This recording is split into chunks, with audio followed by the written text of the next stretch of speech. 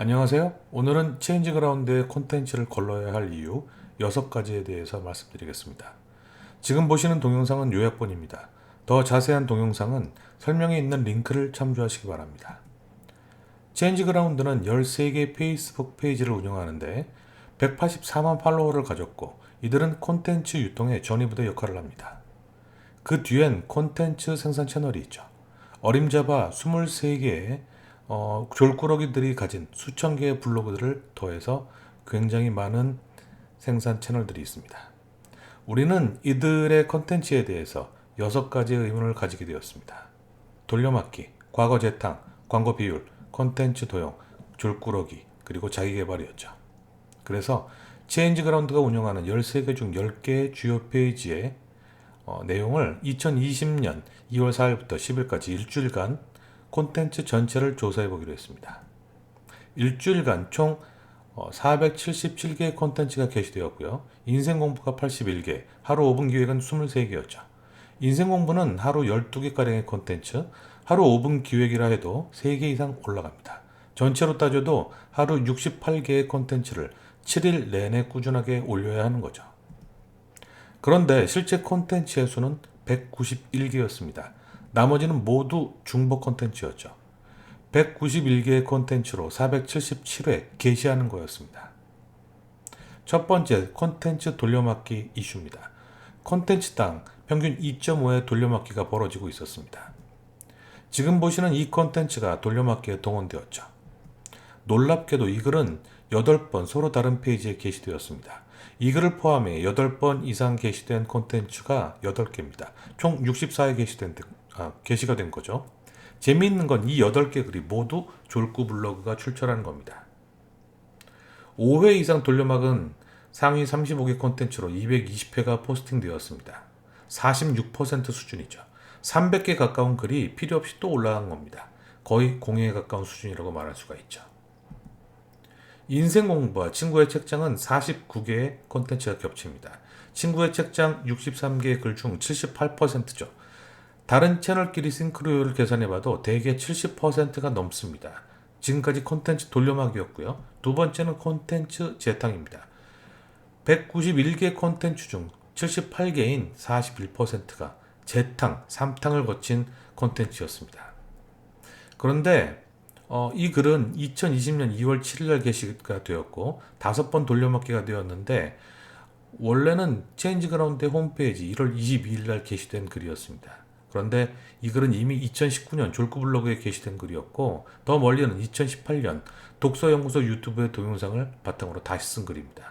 이때에도 각각 2번, 3번씩 돌려막았던 전력이 있습니다. 이게 콘텐츠 재탕이죠. 광고글은 50개로 전체 콘텐츠의 22%입니다만은 게시물 수로 따지면 돌려막기가 있어서 27%로 올라갑니다. 로크미디어 책 광고가 106회로 가장 많았습니다.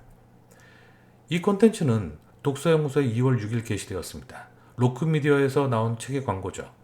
5개의 페이지에 게시되었고요. 처음 접하는 분들은 이게 광고인 줄 모릅니다. 그저 책 리뷰인 줄 알죠. 공유가 1,000회가 넘는 걸로 보아서 페이스북 광고를 집행한 것으로 보여집니다. 전형적인 체인지 그라운드의 광고 수법이죠. 원글은 신박사 브런치입니다. 맨 위 오른쪽 공유 횟수를 좀 보시죠. 무려 9,586회입니다.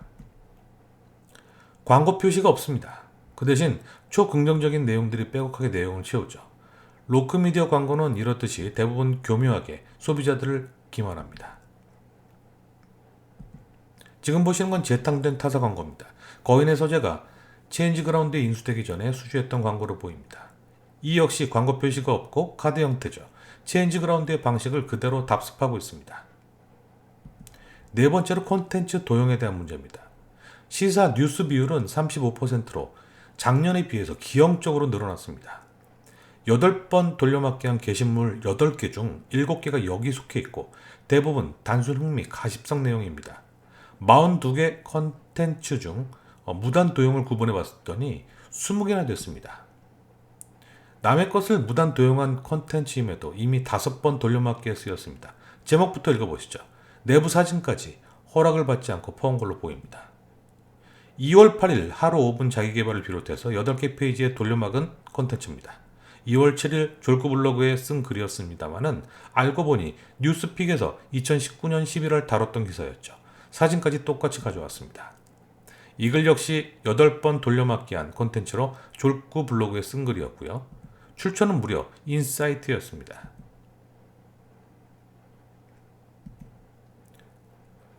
졸꾸러기 콘텐츠는 47개로 54회 게시되었습니다. 거의 돌려막기가 없었던 거죠. 하지만 체인지그라운드와 독서연구소에 집중되어 있습니다. 이들 페이지의 3분의 1 정도를 차지합니다. 사례를 하나 볼까요? 이 글은 졸꾸러기는 유일하게 4번이나 돌려막기한 글입니다. 역시나 로크미디어의 책 광고였죠. 공유가 330회나 된 걸로 볼 때 광고까지 태운 것 같습니다. 3번 돌려막기된 이 글도 책 광고였습니다. 전 이것도 대가 있는 광고라 생각합니다. 무료로 독서 모임을 열어주는 대가로 서평을 지불한 거죠. 마지막으로 자기개발 컨텐츠입니다. 총 52개였는데요. 신규는 22개였고 그중 책 속에 16개를 빼면은 신규 자기개발 콘텐츠는 일주일 동안 6개 뿐이었다는 겁니다. 그 6개 중 3개가 머니맨의 글이었고요. 나머지 3개 중 2개는 자체 제작한 자기개발 콘텐츠가 맞았습니다. 마지막 1개는 윤PD의 글이었습니다만은 이 글도 엄밀하게 따지면 책 소개에 가까웠죠. 책 소개 콘텐츠의 대표적인 예는 웅이사의 하루 공부가 되겠습니다. 자, 이상으로 체인지 그라운드의 콘텐츠를 걸러야 할 6가지에 대해서 알아봤는데요. 콘텐츠 생산 역량에 한계가 있고 채널 간의 특색이 없이 다 채널을 유지하기에 급급하고 있습니다. 광고 트래픽 모으기, 그리고 졸꾸러기 콘텐츠도 홍보, 간접 광고를 갖다 포함하고 있고요. 결국은 광고였죠. 실질적인 운영 목적이 독자를 기만하면서 광고를 하는 거였거든요. 여러분, 종합적으로 볼 때 체인지 그라운드의 콘텐츠 체계는 올 들어서 완전히 무너졌습니다. 졸꾸 블로그에서 광고 수익을 얻기 위해서 흥미 위주의 콘텐츠를 너무 많이 늘렸고요. 졸꾸러기 일부와 광고 글의 그 나머지를 쏟고 있습니다. 자기개발 콘텐츠는 거의 폐업 수준이죠. 결국 돈 버는데 최적화된 콘텐츠 구성이라는 겁니다. 독자를 위한 콘텐츠, 사회 공헌을 위한 콘텐츠라는 증거는 찾기 힘듭니다. 여러분, 그래서 체인지 그라운드의 콘텐츠는 거르는 게 답입니다. 체인지 그라운드가 운영하는 아래의 페이스북 페이지 좋아요와 구독을 취소해 주시기 바랍니다. 지금까지 도서사기 감시단의 김용석이었습니다. 다음에 3번째 주제로 또 찾아오겠습니다. 감사합니다.